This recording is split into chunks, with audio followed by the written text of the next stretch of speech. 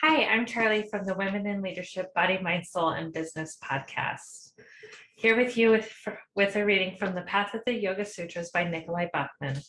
Today we're on chapter 41, Ishvara Pranidhana, Humility and Faith. Faith is an oasis in the heart which can never be reached by the caravan of thinking.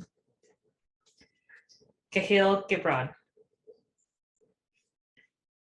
If our quest for knowledge is confined to what our intellect can understand, then we will never experience the deepest and subtlest aspects of ourselves. Logic works well in the outer world of names and forms, but breaks down as our focus turns inward. Faith in something beyond our limited self is essential to circumventing linear, logical thought. Letting go of our past conditioning allows us to perceive the material world without the fetters that bind us to it. The practice of Ishvara Pranidhana, which is the fifth of the 5 niyamas, or personal practices, bypasses these distractions through faith and surrender to something higher than ourselves, thereby eliminating egotism and cultivating humility. Belief in a power higher and more subtle than ourselves is fundamental to most religions. The worldview of yoga includes belief in a universal source of knowledge, Ishvara, that is not bound by anything, and an individual inner light of awareness, or Purusha, that resides in the body and is exposed to our perceptions, actions, thoughts, and emotions. Ishvara Pranidhana is the personal practice, niyama, of deep respect for, admiration of, and faith in a higher inner knowledge. A clear and receptive heart mind promotes insight into this consciousness, or omniscience. Ishvara Pranidhana, along with tapas and svadhyaya, compose Kriya Yoga, a powerful triad of tools for weakening our negative patterns of behavior and realizing samadhi. Ishvara Pranidhana cannot happen if doubt is present. Doubting ourselves is an obstacle, antarya, to yoga, and will make faith impossible. Doubt can spoil any chance of success. True faith and surrender bypass the heart mind and connect us directly with the object of devotion. To be successful, there can be nothing in the way. Faith in the unknown can neutralize fear of the unknown. As it is said, attitude is everything. It is better to project the positive energy of optimism and faith than to expect and fear the worst. Faith is what allows us to release our attachments to the results of our actions, thus freeing us from the potential disappointment, the suffering that can arise when results don't match our expectations. When we have faith in a higher power, we accept that whatever happens as a result of our action is exactly what is meant to happen, even if it doesn't match what we expect. We can let go of our attachments and expectations by understanding the transient nature of all things, stilling our heart mind, our nirodha, and listening to our inner teacher. Action based on inspiration and not bound by expectations is truly free. Dedicating the fruits of our actions to Ishvara allows us to let go of them. According to the sutras, the practice of Ishvara Pranidhana leads to the attainment of samadhi.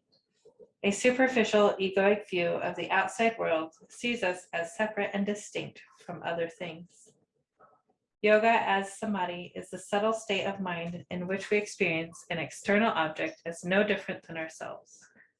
We seem to join with our object of focus when the ego relinquishes control, allowing the heart mind to reflect the object like a mirror. Then the subject, the mirror-like heart mind, looks exactly like the object. When we can fully surrender to a higher power, the unconditional devotion, bhakti, bypasses any other distracting thoughts and emotions, vrittis, rendering them quiet, nirodha, and leading to the state of samadhi. Cultivating a heart mind that sees the divine energy inside each person is the practical culmination of this niyama. Perceiving no difference between ourselves and others cuts through unawareness, avidya, demotes egotism, asmita, and is a form of samadhi. Pure love is independent of the outer, changing world around us. When we understand that each person is a constantly changing outer shell encasing an unchanging, pure inner light of awareness, then we can show love for the divine in all sentient beings. Pranidhana implies a state of humility in the presence of something higher. We all have limitations, yet share the uniquely human ability to self-reflect and the capability and the capacity to experience something beyond our conditioned heart mind. The words namate, which combine to form namaste, a common greeting in India, literally mean salutations to you and imply salutations to the divine with you. Humility means that egotism, asmita klesha, is not active and that anything the ego thinks it owns can be passed through us to our teacher or to the universe. For example, if you think that what you teach or purport belongs to you, then asmita klesha has reared its possessive head. Any teaching that you think is uniquely your own is the result of an integration and extrapolation of past learning and experience. Let the accolades come toward you, pass right through by honoring, respecting, and giving credit to your past teachers and to teachings that have contributed to your unique way of transmitting useful information. Serving others is serving Ishvara.